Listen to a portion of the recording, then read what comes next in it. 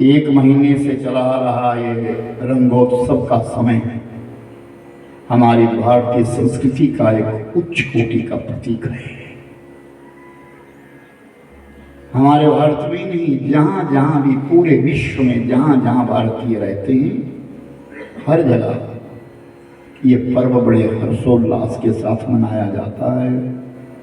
रंगों का त्योहार है, भेदभाव को मिटा करके सबको एक होने का है। खुशियों का त्योहार मनाया जाता है।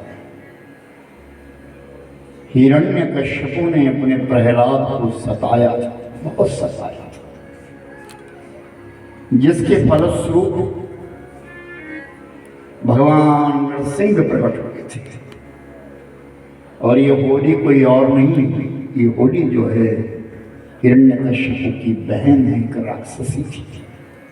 इसकी कथा सुनाई जाएगी, लेकिन उससे पूर्व मैं चाहता हूं कि आप सब लोग इस राम कथा में ही प्रवेश करें। एक मंद मोह बसा कुटिल हृदय अज्ञान, पुनि प्रभु मोहि विसारियो, दीनबंधु भगवान। बड़ी सुंदर पंक्ति लिखी है गोस्वामी जी ने। क्या? कामी को नारी प्रिया, लोभी प्रिया जीविदान, तिमि रघुनाथ निरंतर प्रिय,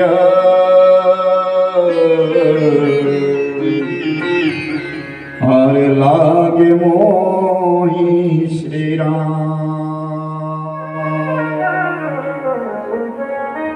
कामी व्यक्ति को जैसे नारी प्रिय होती है, लोभी व्यक्ति को जिस प्रकार दाम यानी पैसा प्यारा लगता है, उसी प्रकार मुझे आप प्रिय हो। भगवान आप मुझे प्रिय हो, और ये सच्चाई है मेरे भाई बहन। हमारा अपना सिर्फ ये कही है, और वो परम पिता परमात्मा है।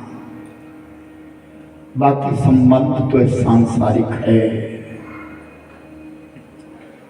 बड़ी घनिष्ठ मित्रता होती है पति और पत्नी की, कि जब विवाह हो जाता है और दोनों एक स्वरूप हो जाते हैं, और कुछ दिनों के पश्चात तो पुरुष और स्त्री की शकल भी एक होनी शुरू हो जाती है। आज कलयुग के 5126 वर्ष बीत रहे हैं, और देखने में आ रहा है, आप निरंतर देखते हैं। खैर हमारे भारत में तो ऐसा अभी तक बहुत कम है, लेकिन बाहर कहीं भी देखे तो थोड़े दिन इकट्ठे रह करके फिर अलग अलग होते जा रहे हैं।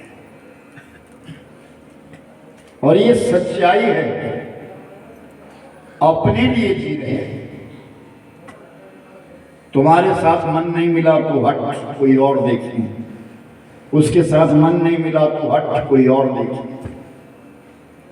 बिलग बिलग हो रहे हैं, और अंदर एक अंकुर पैदा हो रहा है, हम अकेले हैं।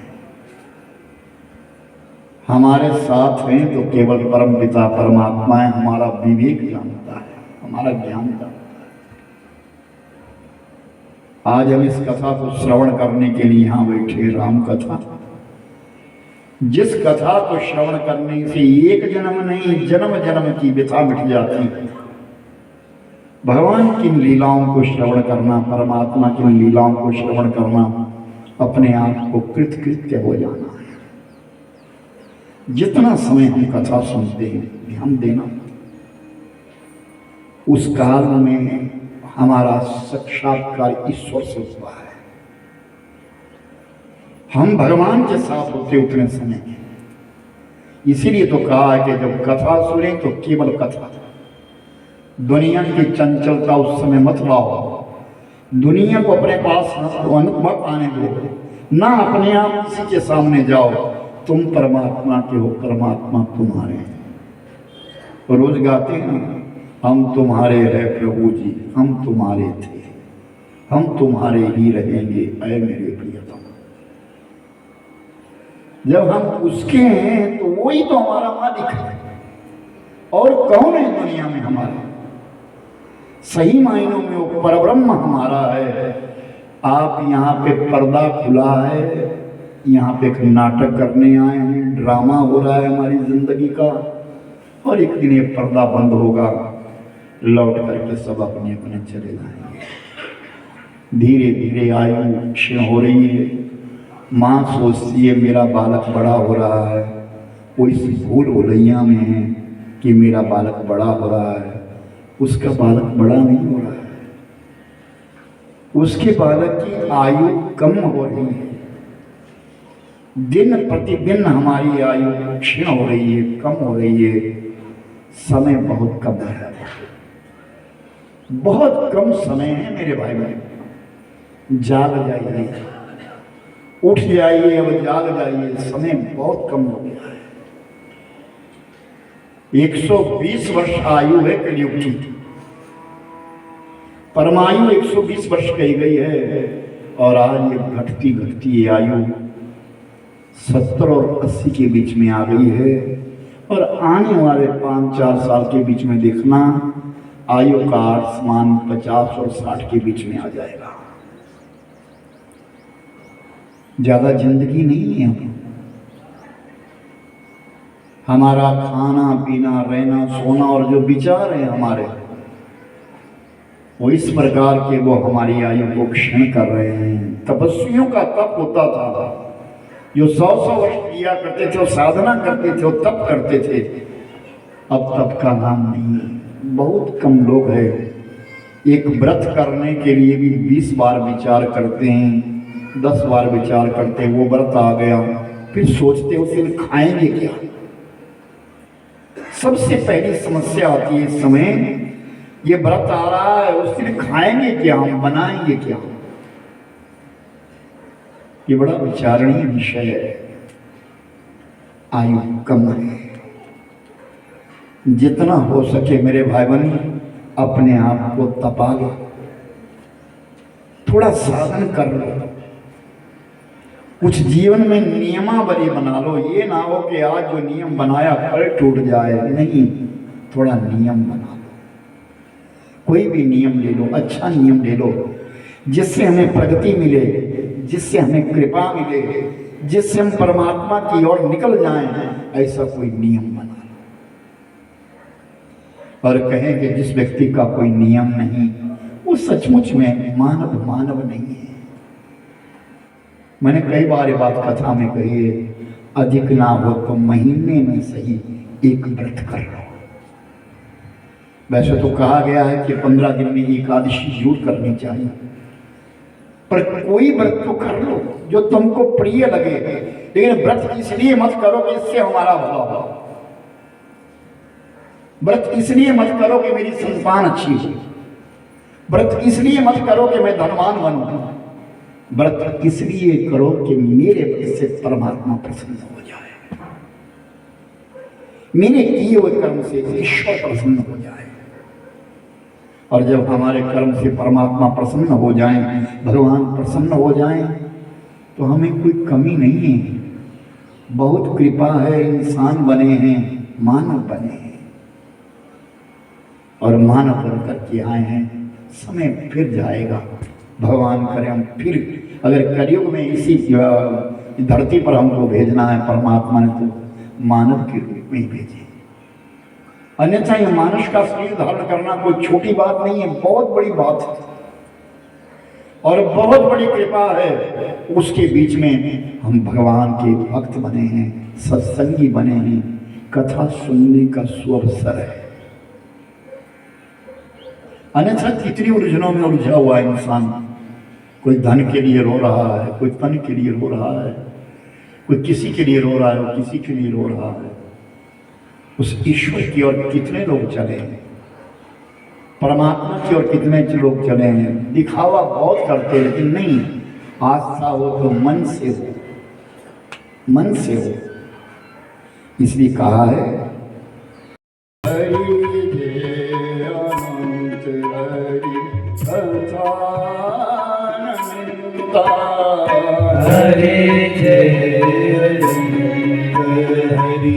ओ श्री राम जय राम जय जय राम श्री राम राम जय राम राम ये कितना जाप हो जय जय राम ओ श्री राम जय राम जय जय राम श्री राम जय राम जय जय राम ओ श्री राम जय राम जय जय राम श्री राम जय राम जय जय राम ओ हरि देव अनंत हरि कथा हरि देव अनंत हरि कथा कहानी सुनाई बहु विदेश सब संता कहानी सुनाई सब विदेश सब संता ओ हरि अनंत हरि कथा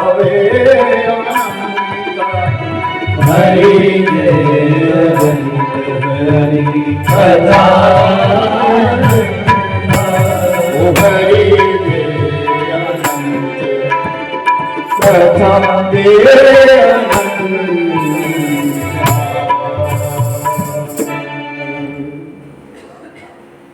पाताल के बीच में रहने वाला माल्यवान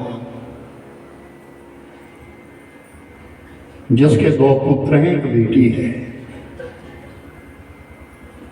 माली और सुमाली बेटी का नाम है कैकशी एक दिन अपनी कन्या को लेकर के भ्रमण करता करता मृत्यु मंडल पर आ गया और मृत्यु मंडल के ऊपर आकर के यहाँ के वैभव को देखने लगा स्वर्णमयी लंका है सोने की बनी हुई लंका है और उस लंका के बीच में जो अद्वितीय नगरी है ऐसी कोई और नगरी नहीं थी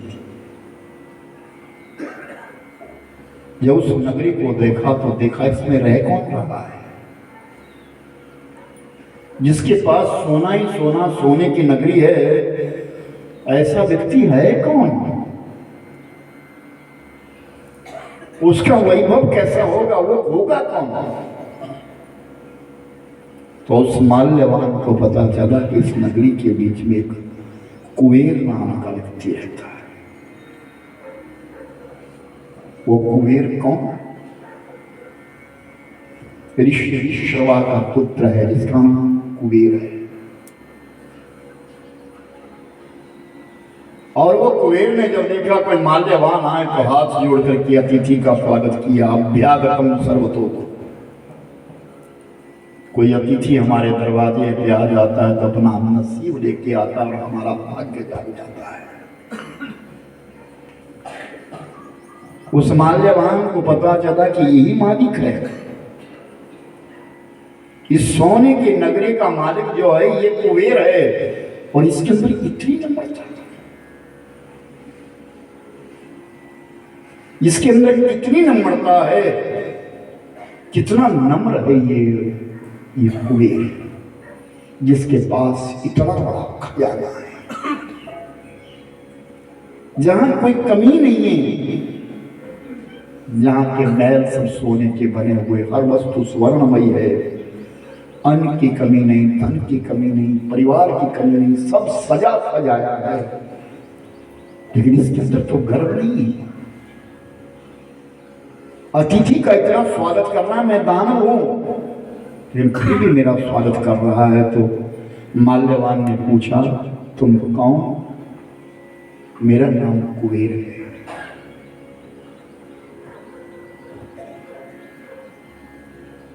किसके पुत्र हो तुम मेरे पिता का नाम विश्वा है। इस नगरी का मालिक कौन है? इस नगरी का मालिक सही में स्वयं परमात्मा शिव है।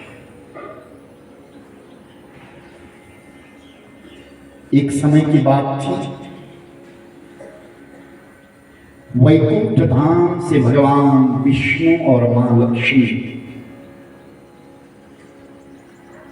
शंकर भगवान जी से मिलने के लिए कैलाश पर्वत के ऊपर चले गए और कैलाश पर्वत के ऊपर उनका स्वागत किया गया, भव्य स्वागत किया गया। लेकिन भगवान शिव तो आदिदेव तपस्वी है, परम साधक है, उस बर्फ के बीच में रहते हैं जहां रहने की कोई सुविधा नहीं है। भगवान विष्णु तो जानते थे कि ये तपी है, तप करने वाले हैं, लेकिन लक्ष्मी को बड़ा संशय है, ये क्या है आदिदेव, लेकिन इनके पास तो कुछ भी नहीं है। यहां सब देवों में सबसे बड़े कहा गया भगवान शिव है, आदिदेव है, जन्म और मृत्यु से रहित है, लेकिन इनके यहां तो कुछ नहीं है। शीत लगने लगी, ठंड लगने लगी तो ओढ़ने को नहीं है, खाने पीने के लिए फलाहार है, उससे अधिक नहीं है, सेवा के लिए नंदी भृंगी इत्यादि है, बस। तो लक्ष्मी मैया को वहां देख करके अच्छा तो नहीं लगा, लेकिन रहना पड़ रहा है। बड़ी मुश्किल से 3 दिन काटे और 3 दिन के पश्चात भगवान विष्णु से कहती, स्वामी चलो अपने वैकुंठ चलते। और जब वैकुंठ जाने के लिए तत्पर हुए तो भगवान विष्णु ने शंकर जी से कहा, महाराज कभी आप हमारे वैकुंठ में जरूर आइएगा। और लक्ष्मी ने पार्वती से कहा, सखी आप वैकुंठ में जरूर आना करिए। निमंत्रण दे दिया। चले भगवान विष्णु और लक्ष्मी अपने वैकुंठ चले गए। कई दिन बीत गए थे और एक दिन भगवान शिव और शिवा यानी पार्वती मैया दोनों वैकुंठ में चले गए। और जब वैकुंठ के वैभव को देखा, जहां सुख ही सुख है, दुख का तो नाम नहीं है, जहां अच्छा ही अच्छा है, बुरा तो है ही नहीं है, उस वैकुंठ के सुख को देख देख करके हैरत में पड़ गई पार्वती मैया। और लक्ष्मी को मौका मिला, लक्ष्मी पार्वती को जलाने लगी, तुम्हारे पास कुछ नहीं, हमारे पास सब कुछ है, दिखा रही है, ऐसे महल दिखा रही है, हमारा महल है, यहाँ ऐसा वैभव है, नाना प्रकार के भोग बने हैं, नाना प्रकार का कृत्य है, और यह हमारा वैकुंठ वैकुंठ है।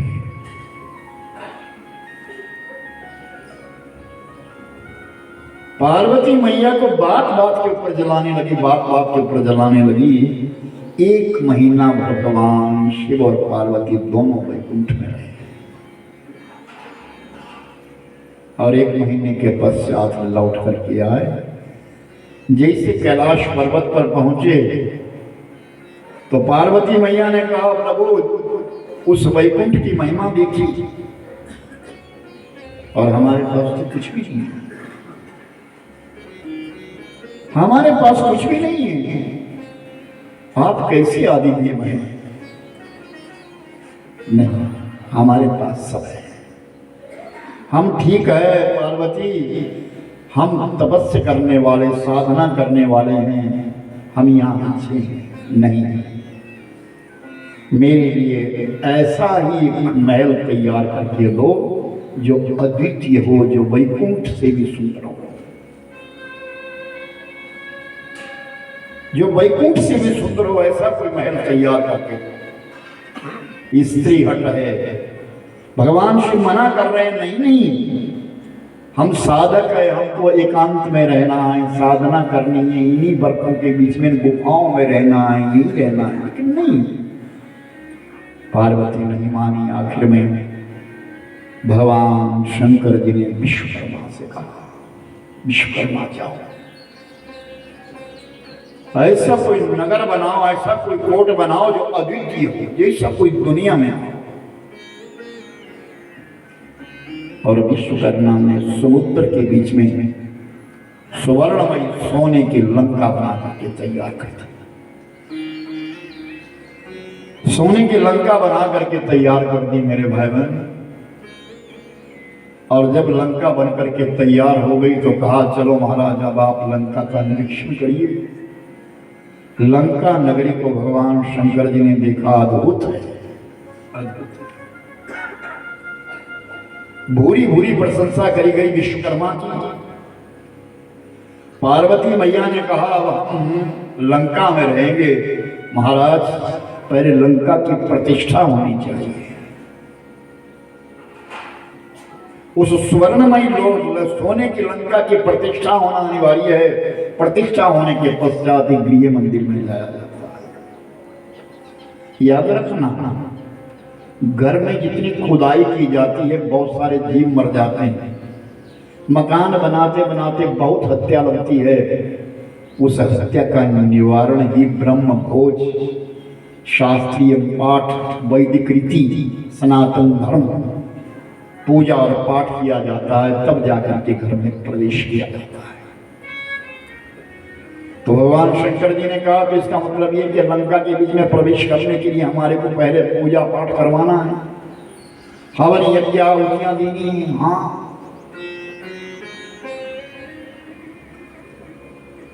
तो इस मृत्यु मंडल के ऊपर कौन ऐसा होगा? इस मृत्यु मंडल के ऊपर ऐसा कौन होगा जो इस लंका की प्रतिष्ठा करेगा? तो विश्वकर्मा को ही कहा, अरे विश्वकर्मा तुम बताओ। पीछे मेरे भाई ये मोबाइल बंद कर दीजिए। हाँ, मोबाइल नहीं छूना आपका। विश्वकर्मा से कहा कि विश्वकर्मा तुम बताओ, तुमने इतनी बड़ी नगरी तैयार कर दी है, सुवर्णमय नगरी तैयार कर दी है, बताओ इस नगरी की प्रतिष्ठा कौन करेगा? तो विश्वकर्मा ने कहा, महाराज जंगल के बीच में ऋषि रहते जिनका नाम है विश्रवा, जो अपनी पत्नी जिसका नाम इड़विड़ा है, इड़विड़ा के संग में रहते हैं। विश्वकर्मा कह रहे हैं, महाराज वो इड़विड़ा के गर्भ से एक संतान भी है जिसका नाम कुबेर है, वो बहुत विद्वान है। और इस समय मृत्युमंडल के ऊपर सबसे योग्य और सुयोग्य और जो विद्वता के बीच में पारंगत है वो विश्रवा ऋषि है। आप विश्रवा ऋषि को बुलाइए। ऋषि विश्रवा को निमंत्रण दिया गया। बहुत सारे ऋषि मुनियों के साथ विश्रवा अपने बहुत सारे संगियों के संग चले आए। आगे आगे विश्वकर्मा चले हैं और पीछे पीछे सब ऋषि मुनि विश्रवा के पीछे पीछे निकल रहे हैं। विश्वकर्मा ने आकर के कहा, महाराज यही विश्रवा ऋषि है। भगवान शंकर जी और मां पार्वती मैया ने विश्रवा का मन किया। विश्रवा बैठे, 1 महीने तक लंका की प्रतिष्ठा का कार्य चला। 1 महीना। और जब 1 महीना लंका की प्रतिष्ठा हुई, 1 महीने के पश्चात जब सब ब्राह्मणों के लिए, सब संतों के लिए, सब ऋषि मुनियों के लिए विदाई देने लगे, तो पार्वती मैया ने अपने दोनों हाथों से, मुक्त हाथों से खजाना लौटाना शुरू कर दिया। लंका है, वैभव है, विश्वकर्मा की बनाई हुई लंका है, उसने कभी कैसे सकती? दोनों हाथों से लौटाया। सब निकल करके चले गए और सबसे अंत में जो विश्रवा ऋषि जाने लगे, तब पार्वती मैया ने हाथ जोड़ लिए। ऋषिवर, मेरी लंका की प्रतिष्ठा आपने करी है, आप में सब में बड़े आप गुरु है। आप दक्षिणा मांगिए, जो आप मांगे मैं वो दूंगा। आप जो कुछ भी मांगेंगे मैं वो आपको प्रदान करूंगी। विश्रवा ऋषि ने कहा, आप जगत जननी हैं। मैंने आपकी लंका की प्रतिष्ठा करी है, मन में एक इच्छा जागी है, क्या कि प्रतिष्ठा के बीच में ये लंका ही आप मेरे लिए दे दीजिए। और इतना शब्द सुनते ही पार्वती मैया को क्रोध तो आया, लेकिन कुछ कह नहीं सकी। आंखों एकदम लाल हो गई और मन ही मन के बीच में शराब भी दिया, लंका तो तुम्हारी, लेकिन एक दिन ये लंका जल जाएगी। भगवान शंकर जी ने कहा, पार्वती चल लौट करके, हम साधक है, अपने कैलाश में ही अच्छे हैं। बोल शंकर भगवान। ये कथा कौन कह रहा है? कुबेर।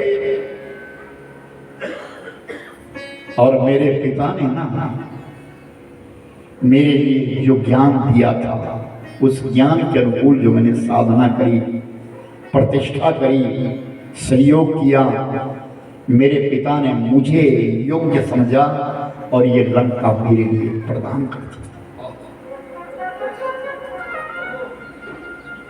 माल्यवान के सामने जब ये कथा कही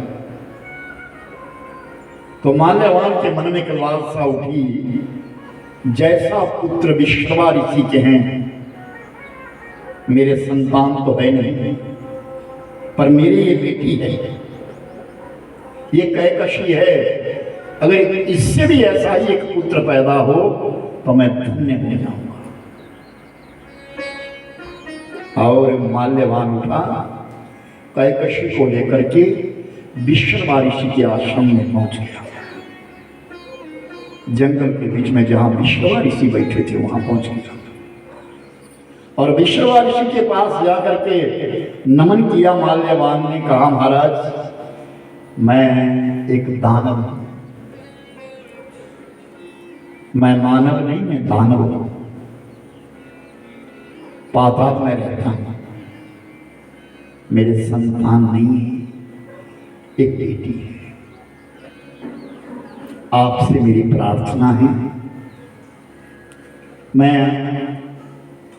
आप मेरी बेटी के संग अपना विवाह कर लो।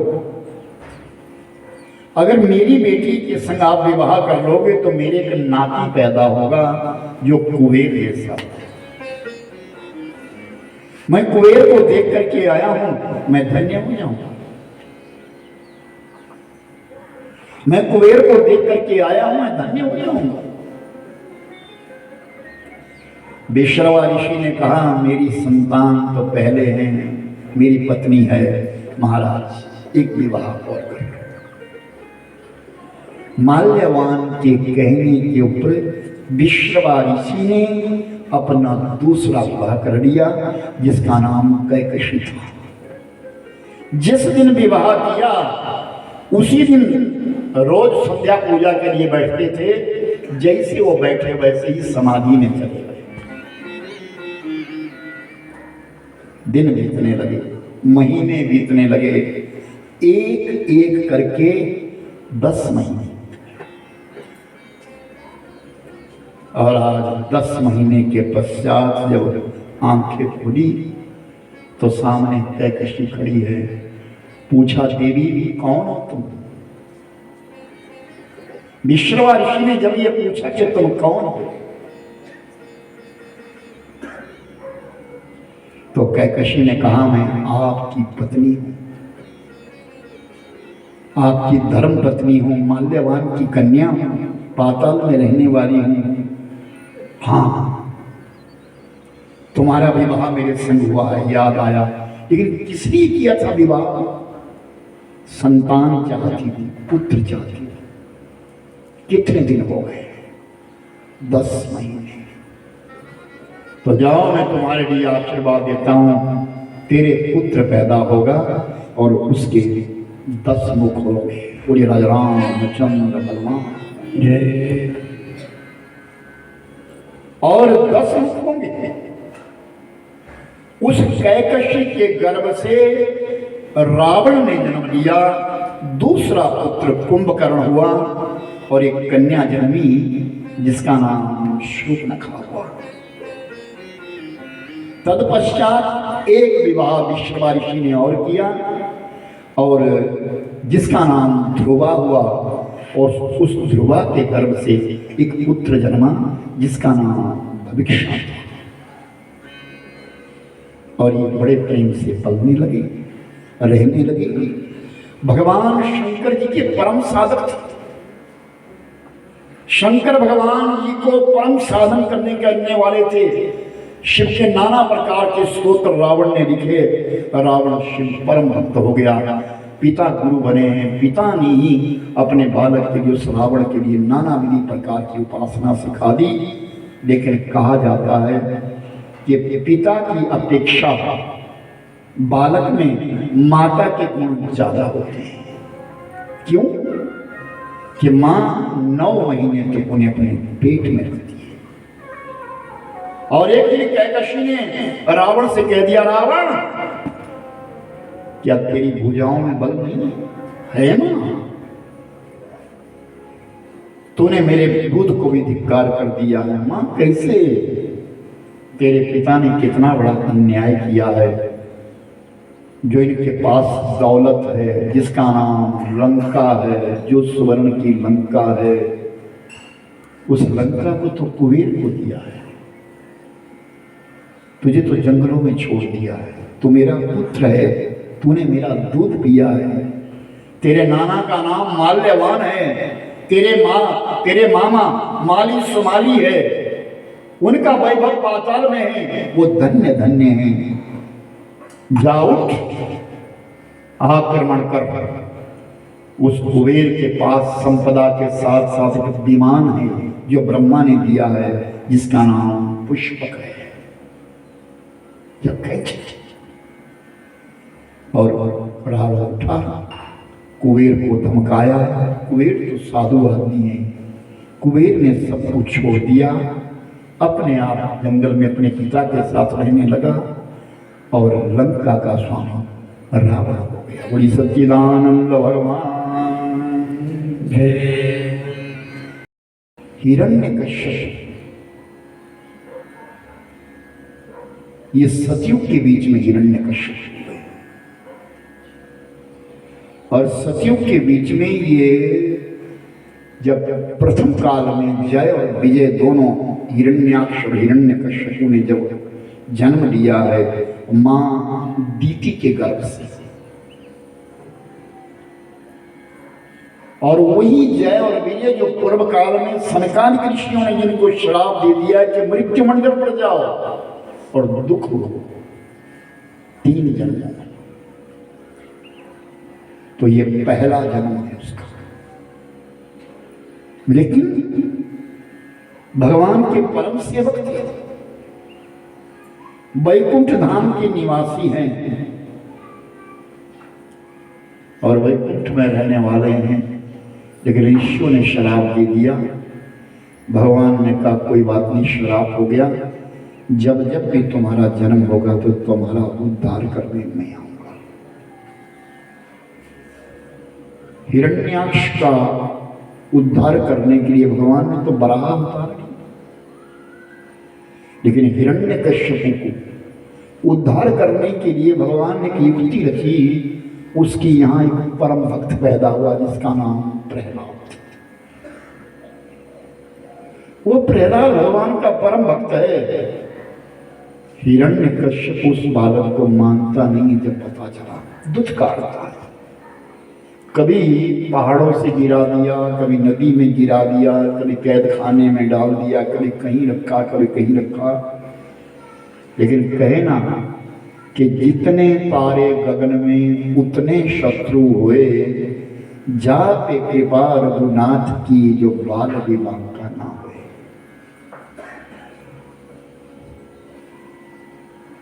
जिसके रक्षक परमात्मा हो, स्वयं परमात्मा हो, उसको कौन मान सकता है। और आखिर में एक दिन जब दंड देता देता थक गया हिरण्यकश्यप, तो बहन जिसका नाम होली है वो चली आई,